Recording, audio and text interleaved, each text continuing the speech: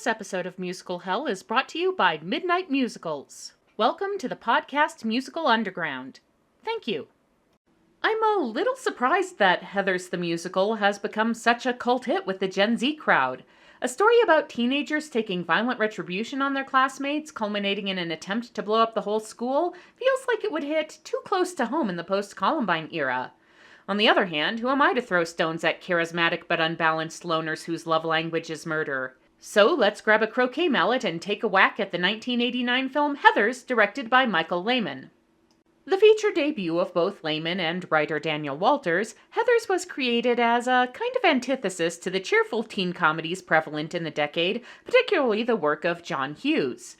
It was almost too effective on that level. New World Pictures only agreed to produce it if the script's darker original ending was toned down. Several prospective cast members or their parents turned down the job due to the subject matter, and Shannon Doherty reportedly left a cast screening in tears because she'd believed she'd been filming a serious drama.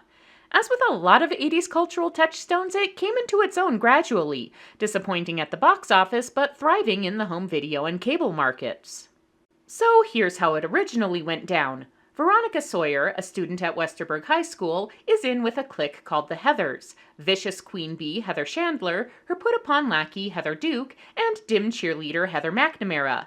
Veronica is thoroughly disenchanted with the Heathers and their casual cruelty, but is thoroughly enchanted with the school's new transfer student and rebel without a cause Jason Dean, aka JD. After she gets on Chandler's shit list by throwing up on her at a party, Veronica and JD sneak into her house with the intention of pranking her with a fake hangover cure. JD proposes cleaning fluid for the purpose, but when Veronica rejects the idea as too harmful, he backs off. He just doesn't tell Veronica when she grabs the wrong mug and gives Heather Chandler a quick and painful death. Fortunately, Veronica has a talent for forgery, and she fakes a suicide note for Chandler, painting her as an unhappy soul behind her wealth and popularity. Westerberg is shaken by the tragedy, but both students and adults try to exploit Chandler's death for their own purposes, and Heather McNamara and Veronica go on a double date with jocks Kurt and Ram, ending with McNamara getting raped and Veronica walking out only to have the boys spread rumors of her promiscuity. With JD's assistance, Veronica plots revenge by setting up Ram and Kurt to appear as gay lovers in a failed dual suicide attempt, only to realize too late that JD's tranquilizer bullets are in fact real, and so is the death. Horrified, Veronica breaks up with JD and tries to regain some sense of normalcy, but it's too late for that. Heather Duke has taken Chandler's place as alpha bitch. Both McNamara and school pariah Martha Dunstock attempt to off themselves, and Veronica discovers that JD has been telling her parents that she's starting to look tragically suicidal. Indeed, JD arrives to kill Veronica that night, only to find her hanging from a sheet in her bedroom. Being the type of antagonist who loves to talk about his plans once he thinks the protagonist can't do anything about them, he reveals that with the help of a blackmailed Heather Duke, he has tricked the entire school into signing a mass suicide pact, and that he plans to blow up Westerberg High the following day. But Veronica's noose was in fact a cleverly rigged harness, and she follows JD and fights him, shooting him and stopping the bomb in the process. As the two stagger out of the school, JD acknowledges Veronica is stronger than him, rearms the bomb, and destroys himself as she looks on. Looking like hell but feeling much better about herself, Veronica declares the Heathers' reign of terror over, befriending Martha and inviting her to watch movies together on prom night. When I first saw Heathers, I was not prepared for how dark of a movie it is. This is a prime example of Gen X cynicism. Kids are cruel, adults are useless, nobody will care about you unless you die, and even then they'll find a way to make it all about themselves. The single biggest difference in the musical adaptation is how much it sands down the hard edges, especially where the two main characters are concerned. When we first see Veronica in the film, she has been hanging with the Heathers for some time, and they've taken their toll on her, exemplified by Winona Ryder's cool, jaded manner. The musical opens by showing us how, and more importantly why, Veronica joins up with a group of girls she has little in common with and who she doesn't even appear to get along with very well, giving her a bit more naivete and likewise a more precipitous fall from grace.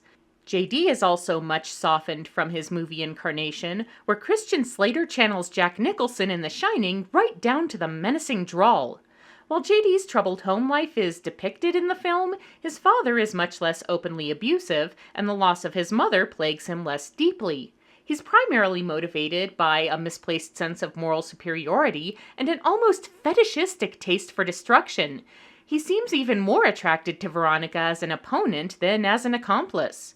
In contrast, the musical's JD commits fully to the belief that his and Veronica's love is God, becoming a fanatic willing to burn the world down in the name of his idol.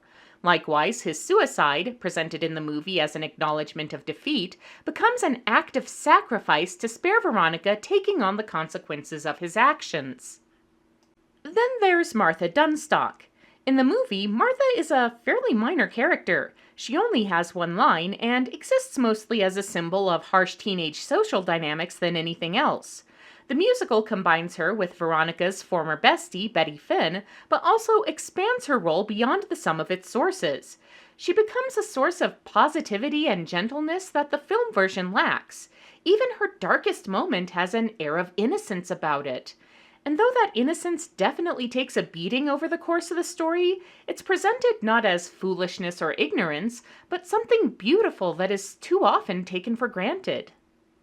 I think the reason why Heathers has endured in popularity despite its morbid and increasingly all too relevant subject matter is because it recognizes, subtly in the movie and more directly in the musical, that everyone, from the popular cheerleader to the sad girl sitting alone in the cafeteria, is fighting their own battle and we're all trying to get through as best we can. And while self-absorbed teens can and do become self-absorbed adults, as long as we keep living and learning, we can keep trying to get it right. As long as we don't blow everything up in the process.